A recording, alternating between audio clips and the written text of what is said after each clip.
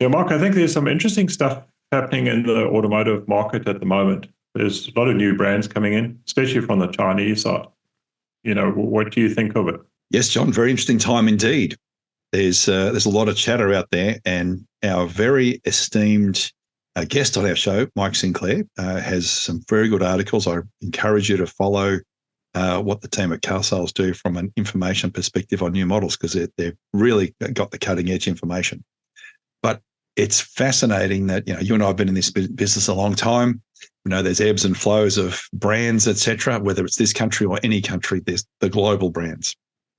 So we know anyone who has studied industry life cycles knows that you have a proliferation of lots of brands, and then every industry goes through consolidation, whether it's cars, whether it's computers, whether it's you name it. And a classic case is, look at cars.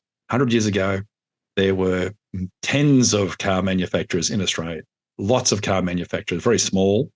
And what happens is you get consolidation as an industry grows and matures. So that happened.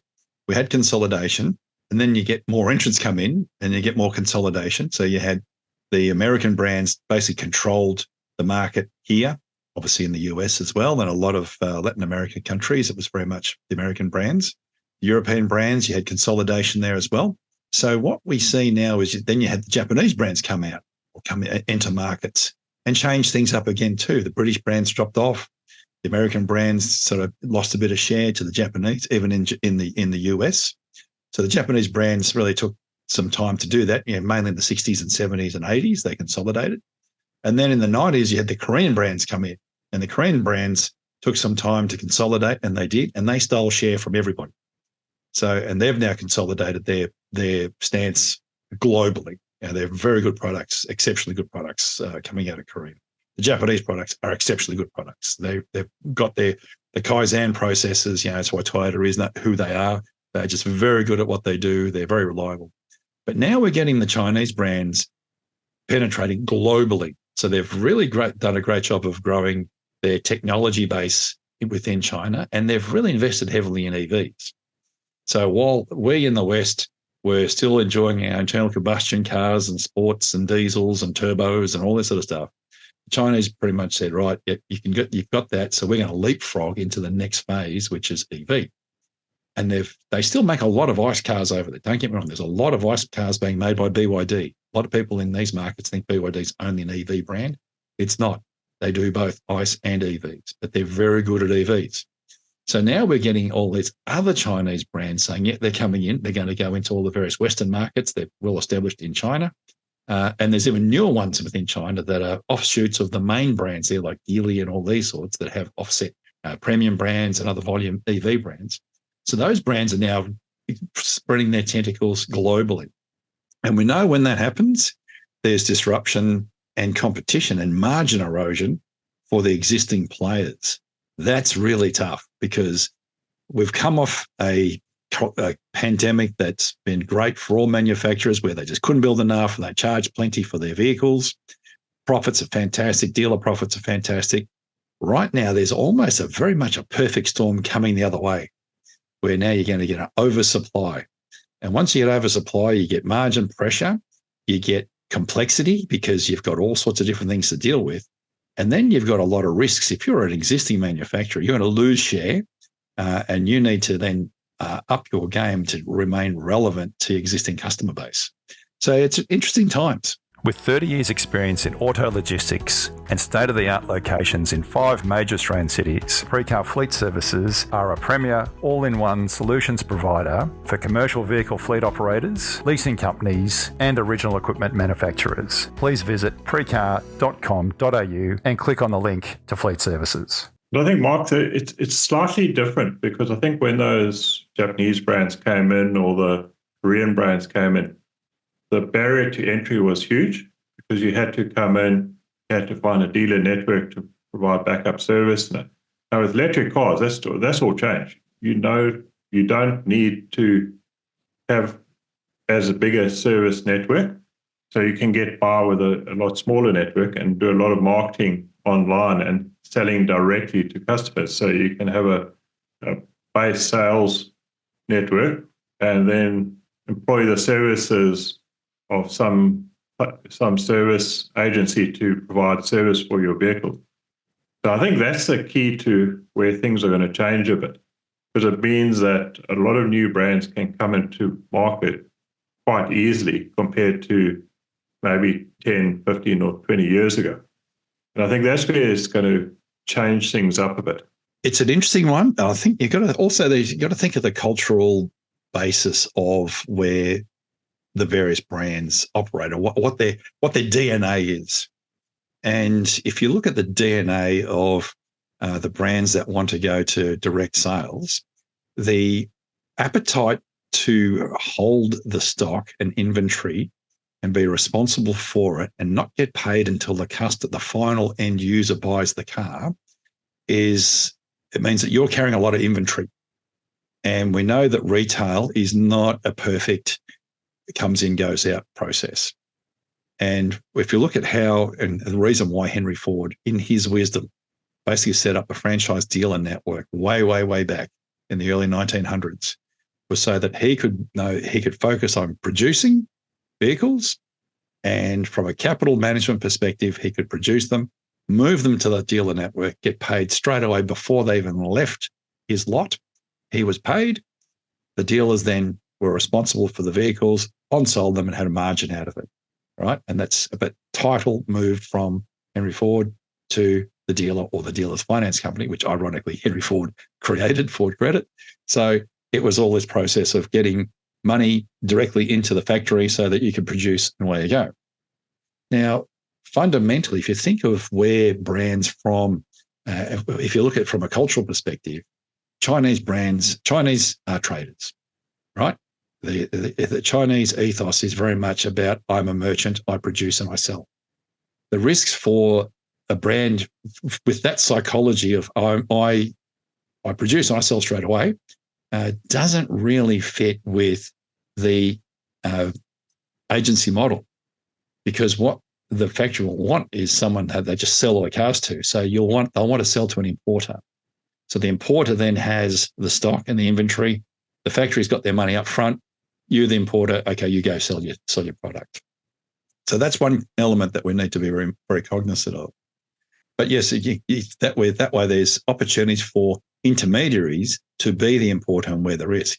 And that's where there's a potential for, say, dealer groups to be those intermediaries where they buy the stock up front, floor plan it with a third party, with a bank or a finance company, and then distribute go from a direct sales model. So I think you'll find there's going to be potentially even some more opportunities for distributors or independent distributors outside of the traditional model where a car company sets up a sales company to then sell. So you'll then sell to a entity that is funding the stock, factory's paid, done. As far as they're concerned, they're moving on to produce the next cars. The distribution entity here, and we've only had a handful, there's only been like 2 or 3 here that have been operating outside of the main car companies. So there's opportunities for those to get bigger again, or others to start and then start that distribution process. So yeah, it is interesting times. We may see a shake-up in that area. So there's the dealer shake-up, but don't underestimate the shake-up in the distribution or importer business model, where there'll be more of those opportunities, and maybe even entities that come from outside of this country that get involved with it. Yeah, I think you make a very good point there, because the other part of it is the vehicles, especially electric vehicles, are going to become very difficult to differentiate between vehicles, because it's basically just you've got the battery and you've got electric motor. So there's a few things you can do to differentiate brands, but it's basically going to become a commodity. So you're going to bring this in, and so your whole way of selling it is going to probably change too, because this will maybe then start to develop your subscription models and a whole range of other models, because people are not going to care what they drive.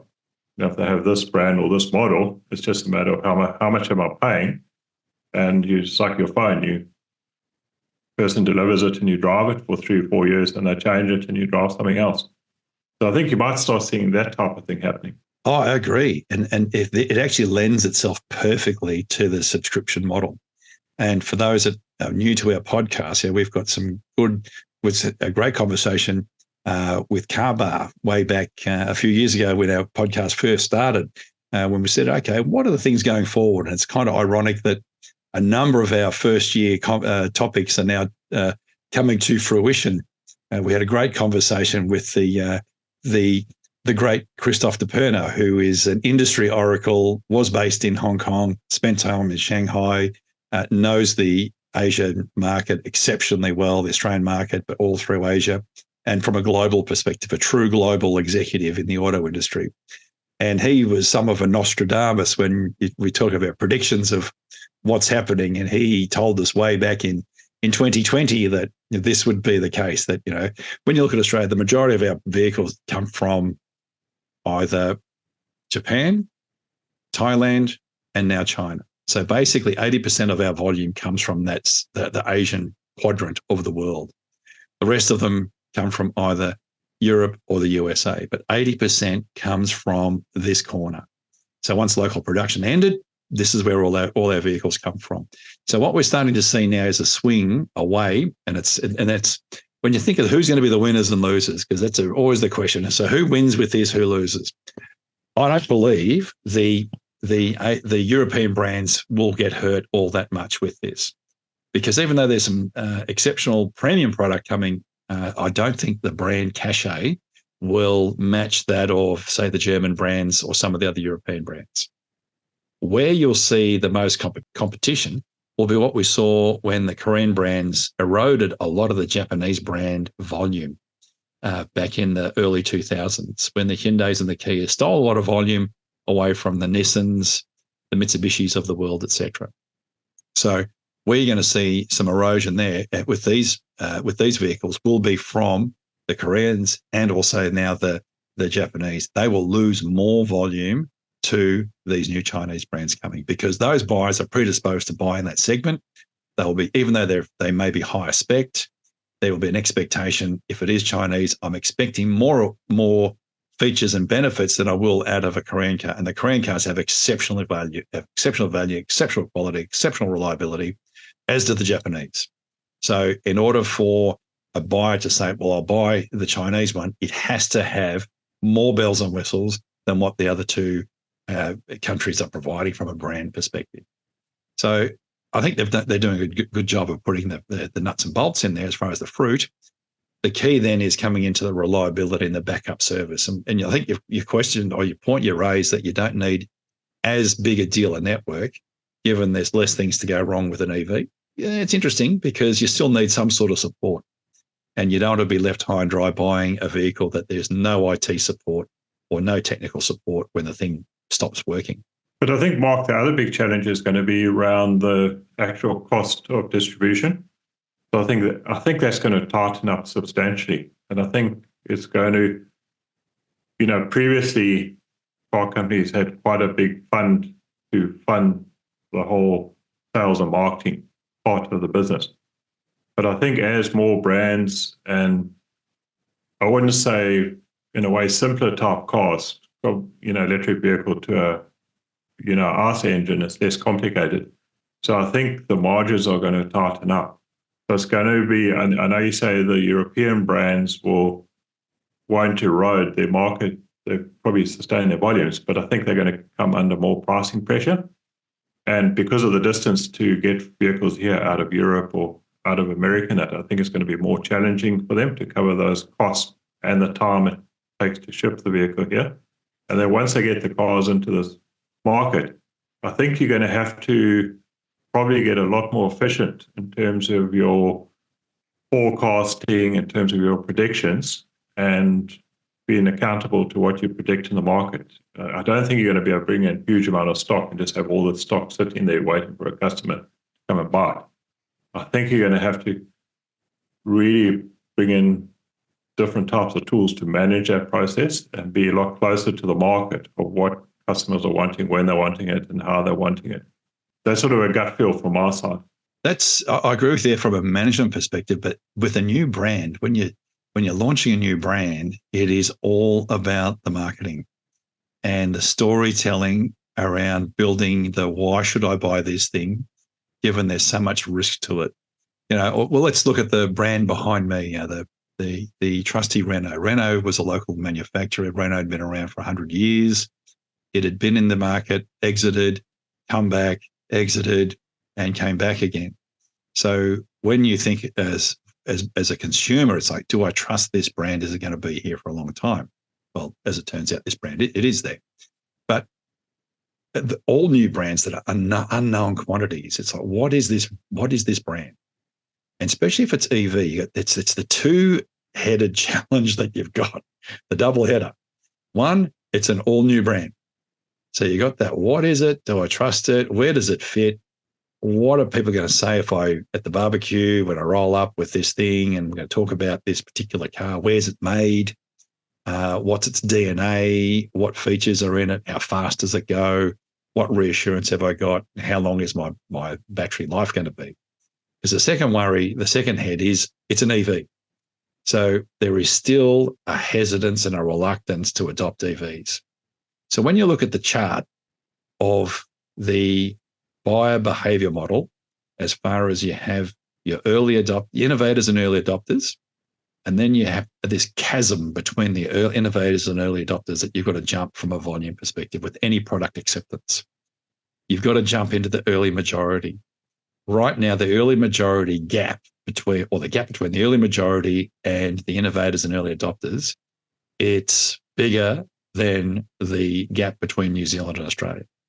The early adopters have accepted, they've jumped on the Teslas, they've jumped on the BYDs if they're in the lower price points. So that's great. But what we're not seeing is the conventional ICE brands selling large volumes of EV because they're not famous for it. They're not renowned for it, even though they've invested heavily and they have some great tech. Even, look at Renault. Nissan has huge credibility in the EV space, even Mitsubishi. But we're not seeing huge numbers of plug-in EVs flying out the door in those brands. Yes, Tesla's doing okay, but they're still ultimately innovators and early adopters that are buying them. But the early majority haven't jumped on board yet. So these are the challenges that we're seeing for all of the conventional brands, and new brands will have even a bigger problem because they've got to be accepted as a brand and then be accepted as an EV without a dealer network. And if you have a dealer network, then the dealers need to have significant skin in the game. And that's why I think you might find the new models may involve actual dealers being part of the distribution as far as being part of the importers. Like there might be groups that do this. So that's the challenge that you have as a brand. And really it's the marketing directors or GMs and MDs that will set the tone for the success of those brands. Get it wrong, you're in the wilderness for a long time. Because the other problem you're going to have is you're not bringing one or two brands at a time. We're talking 5, 6, 7 brands coming in the EV space. So what's an EV? Do I understand it? Do I trust it? And then B, what's this brand? Where's it come from? Do I trust it? So it's a really tough gig to launch those brands unless, gee, this is so well spec'd and so well priced, and boy, does it look so good that I have to buy it, versus do I just get another BMW, or do I get a Benz, or do I get an Audi, or do I just stick with my Volkswagen, or do I be nice and safe and just buy Toyotas? These are the challenges that those marketing directors and MDs have to overcome. And it's going to be tough because you're not going to be the only one doing it. Usually what we've seen with the market is you've got established brands and you get one brand coming in and there's a bit of activity and there's a bit of money thrown out from a marketing perspective to tell its story and try to launch that brand. Launching a brand, very hard to do. Very hard to do successfully and very hard to do well and very hard to do cost effectively. So when you've got that, and then you're competing for I'm the new kid on the block airtime versus 5 or 6 other brands at the same time or around the same time, that's when it gets tough. That gets really tough as to how can I stand out amongst these other new kids, plus how do I then compete with these existing guys who are not going to let me just walk in here and do this. And that's the challenge that is going to happen right now. And it's going to mean there's going to be casualties because it's going to be a bloodbath from a selling perspective. From a buyer's perspective, it's upside because potentially you're going to have some good choice and it should ideally drive prices down. So that's a plus. Downside, it'll drive prices of used cars down because you're going to get oversupply and you're going to get pricing pushing the values down. So if you bought an existing brand that is a value brand, you might find that that's going to be worth a lot less. So your asset's actually depreciated more than what it did, obviously, during the pandemic. So interesting times indeed. It's all these little machinations because all the little interconnected pieces don't join up as cleanly as most people think. This is going to be a very interesting time. And we know, because all industries go through this, that in 5 years' time, the number of brands that we end up here by the end of 2025 won't be here in 2030. Yeah, because Mark, I think you make quite a good point there. And the other thing to keep in mind is the infrastructure, development and rollout of infrastructure. Because what we've seen, I think there's been 2 companies that have recently gone out of business who are setting up charging stations and that. So that becomes challenging. And you're probably going to need more government involvement. Because I think at the moment, I think we did on our podcast 2 podcasts ago where we spoke about EV volume. That's only about 8-9% of total sales. So I think you were estimating around EV could get to 110, 120,000 out of probably 1.1 million vehicles sold this year. So it's going to be interesting in that perspective, but we're going to need government to probably get more involved in driving the development of infrastructure to build that confidence for electric vehicles. Because I think once that starts to happen, it then will open into that majority volume to suddenly take it to 250,000 or 300,000 in vehicle sales in 1 year. And definitely. And what will happen is, economies of scale will come into play here. And when I talked about brands exiting, if you're a brand that is sitting on 3,000 units, and all of a sudden you've got new competitors come in that drop your volumes because there's a lot that play under the 1% share. Now, under 1%, you're at risk of your head office saying, why are we homologating cars for this market or any market? We've seen Infinity pull out of so many markets globally because it just doesn't make sense.